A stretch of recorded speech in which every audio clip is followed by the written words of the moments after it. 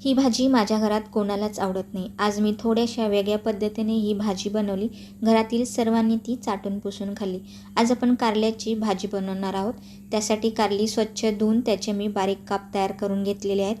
काप पाण्यात घालून मीठ घालून अर्ध्या तासासाठी आपल्याला बाजूला ठेवून द्यायचे आहेत. कढईमध्ये सुके मसाले घालून घेऊयात. धणे, बडीशेप, कलोंजी, मोहरी आणि थोडीशी मेथी घालून 10 ते 15 सेकंद आपल्याला परतून घ्यायचे आहे. मसाले थंड झाल्यानंतर मिक्सरला त्याची जाडसर पावडर तयार करून घेतली. 2 मोठ्या आकाराचे कांदे, हिरव्या मिरच्या, आलं, लसूण आणि कोथिंबीर घालून त्याची जाडसर पेस्ट तयार करून घेतली. आता याच भांड्यामध्ये आपण जे कारल्याची साल काढली होती तीही बारीक करून घेतली. कढईमध्ये आपल्याला आता तेल घालायचं आहे आणि कारल्यातील पाणी काढून कारले आपल्याला तेलामध्ये परतून घ्यायचे आहेत. कारली परतून झालेली आहेत. आता मी ते मोठ्या आकाराचा एक बटाटा घेतला आहे. तो अशा प्रकारे कापून घेतला आहे. तोही तेलामध्ये आपल्याला लालसर होईपर्यंत छान असा तळून घ्यायचा आहे.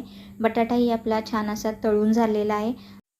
आता बटाटा काढून घेऊया आणि याच कढईमध्ये जिरे, मोहरी, हिंग, कढीपत्त्याची फोडणी देऊन तयार केलेला मसाला घालून परतून घ्यायचा आहे. हळद, बारीक केलेली कारल्याची साल आणि लाल तिखट घालून व्यवस्थित असं आपल्याला 2 ते 3 मिनटं हे छान परतून घ्यायचं आहे. आता तळून घेतलेला बटाटा आणि कारलं याच्यामध्ये घालून मिक्स करून घ्यायचं आहे.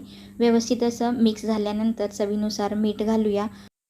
तयार केलेला मसाला 2 चमचे घालून व्यवस्थित असा भाजीमध्ये मिक्स करून घ्यायचा आहे आणि मसाले जळू नये याकरता थोडंसं पाणी घालून झाकण ठेवून 3 ते 4 मिनटं याला वाफ देऊन घ्यायची आहे. वाफ देऊन झालेली आहे. आता याच्यामध्ये कोथिंबीर घालून घेऊया.